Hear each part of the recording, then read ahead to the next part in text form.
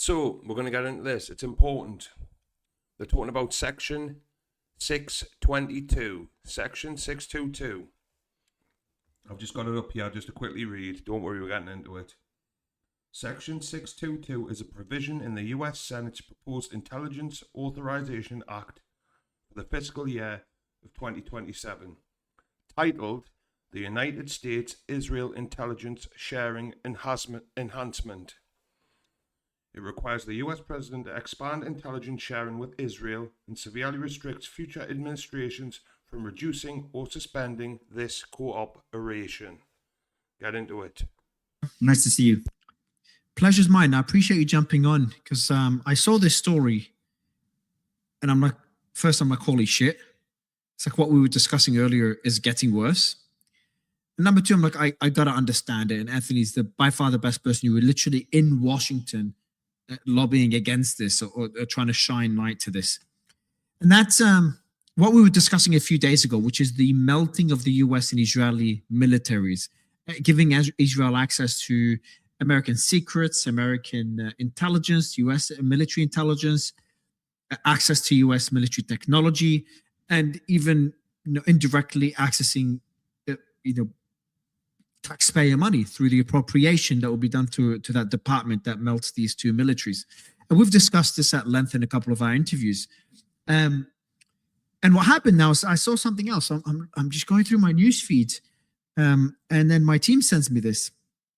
A summary of it is the following. Senator Tom Cotton has officially proposed a law that could merge Mossad and the CIA forever, with Section 622 of the Intelligence Authorization Bill making it illegal to suspend intelligence sharing with Israel.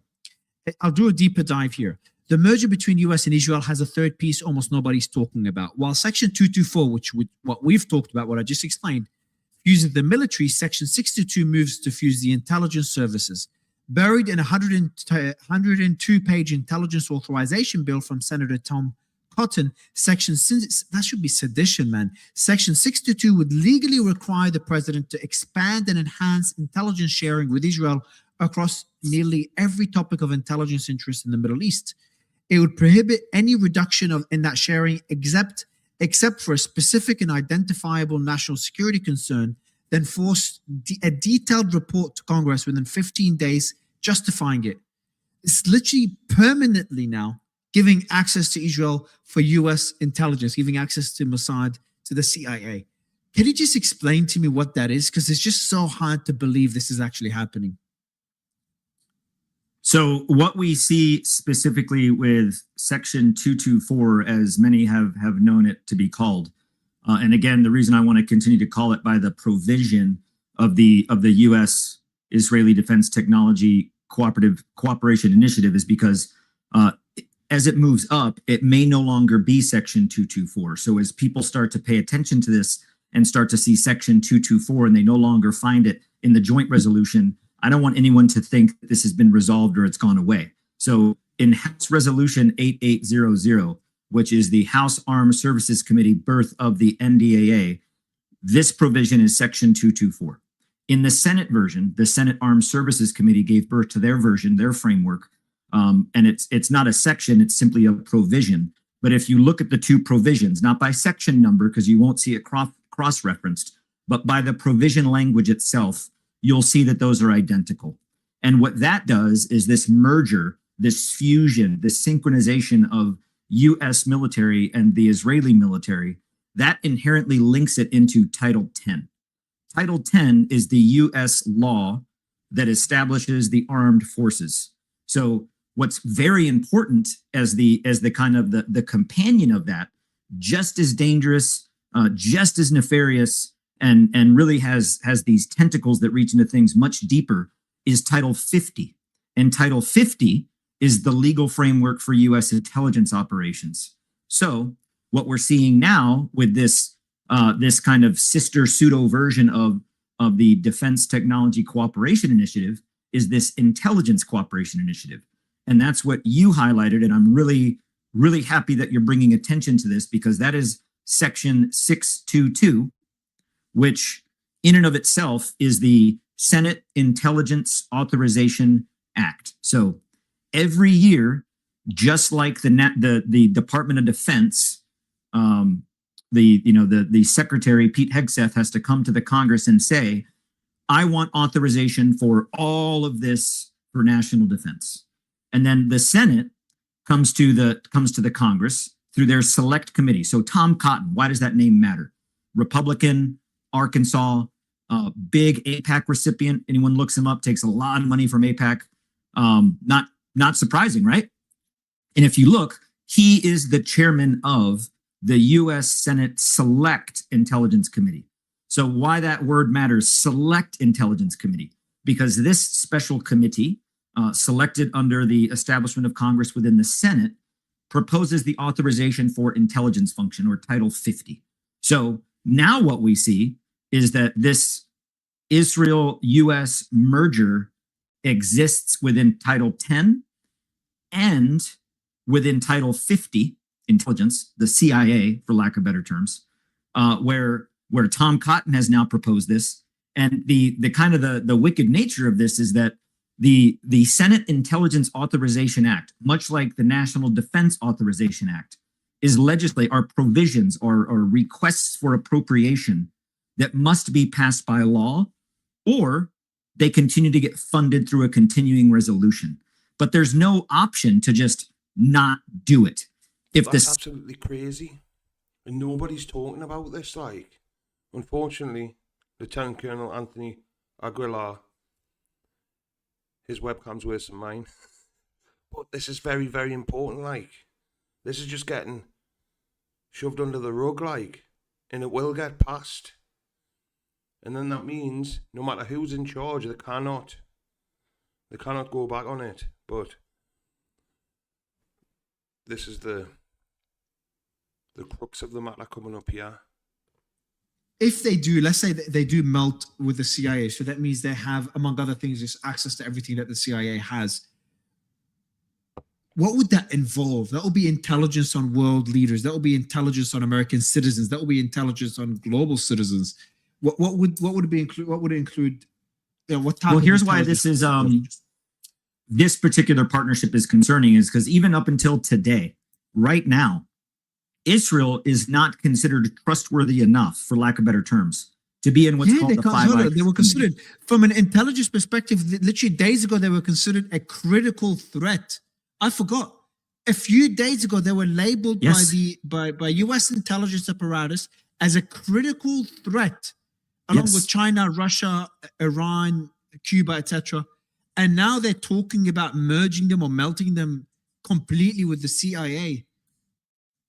It goes back to the principle that I shared that was discussed with me with members who are on these committees, that when we ask them that point blank, how can we take an entity, regardless of the country, Canada, France, Israel, put the country name aside, country X, that is identified as a critical threat to our intelligence, our sovereignty and security, that our Defense Intelligence Agency, remember, the DIA is part of this intelligence operation. The operations of the Defense Intelligence Agency will fall under Section 622. And that very entity has said, this thing that you want to merge with us is an inherent critical threat to our own nation. So how this is even moving forward is a question that any American should be raising the alarm and asking. But then, furthermore, when you look at the intelligence community writ large in the world, Israel cannot be trusted to be part of the Five Eye community. The Five Eye community is the United States, Australia, Canada, United Kingdom, and New Zealand. And when you look at that partnership, isn't Japan part of it? Japan is not part of the Five Eye. Japan is part of the Five Eye Plus, to where there are other nations that we intelligence share, to where they give us stuff. We don't. It's kind of like a one-way door, not a two-way door. The Five Eye. So, like, if I'm an operations officer and I produce this I produce a document and it's at a certain level of classification, it'll say on it, secret rel Five Eye, and that means that if this document goes out, it can only be seen by these countries. Period. For it to go anywhere else, the originator would then have to change the classification of that. Same with top secret or compartmentalized, etc. So Israel's not part of that Five Eye because they can't be trusted. You bring them into the fold and they start spying on you. And that's the thing, like, the stories in the past when they come to the CIA headquarters, they're always bringing gifts. And they had to tell them, will you stop? Because every time they did their routine bug sweep, daily, weekly, whatever gifts that is really sprang were bugged. Listening devices.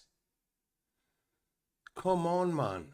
And it's like, why do you want to be part of the club? To undermine us or to help? So my fear is that if the United States now brings Israel into this 622 as part of our intelligence apparatus, if I were the other Five Eye nations, if I was France, the United Kingdom, Canada, Australia, New Zealand, I'd say, hey, guess what, America? You're out. You're out. And when we hear this, that, well, Israel is so important to us because of the intelligence, that's a misnomer. The majority of intelligence, in terms of this intelligence sharing and verification and validation and the openness of intelligence, never comes from one source. It comes from a collective. And that collective, we are going to be kicked out of if we bring Israel into our Senate Intelligence Authorization Act. That means they have access to intelligence on U.S. citizens, wouldn't it? So here's where things get a little gray. Technically, no, because the CIA is not allowed to, by law, collect on U.S. citizens. However, there's provisions in the Patriot Act that if, that's why this whole thing to where, under the Patriot Act and certain surveillance is like, well, you can't do that. Well, the loophole is then, well, they're not an American citizen, or they're going through the process, so they're not, technically a full-blown U.S. citizen, even though they are in the U.S. So that's kind of this loophole. So that loophole, does it then give Israel, does it give Mossad, does it give the Shin Bet full access to all of that on Americans, or at least those living on American soil, but also to our intelligence programs and our network overseas of all of our intelligence collection networks of people, spies, if you want to call them, to openly. And the thing is, this 622 piece, it's not just a matter of it being Israel. It's concerning that it's Israel because of the classification that Israel is now as a threat based on our own assessment. It's, why would we do this with any country? We wouldn't. Yeah. We don't. But then the fact that Israel's been labeled as a critical threat, putting aside our opinions, we're not bringing our opinions into this. Again, we're talking about classification made by U.S. intelligence. That's right. What you and I are talking right now in terms of that threat, that's not an opinion that Tony and Mario just pulled up and said, that is an assessment that has been made by the Defense Intelligence Agency of the United States of America. The entity. And there you go. This is what money does, money and power. They know Iran are emerging victorious. They're going to be the regional power, the regional hegemon in the Middle East. But Israel, they will not stop, like. And Lieutenant Colonel saying there, that America will get kicked out. Australia won't kick them out. They already share everything with Mossad. The UK, they won't kick them out. This just puts it in writing what's been going on for years, like. People need to start making noise about this. I'm not American and it gets me riled up. But I think people need to share this, like. I know not many people will see it on here, but I'm just trying to do my part. That's all. So, there you go.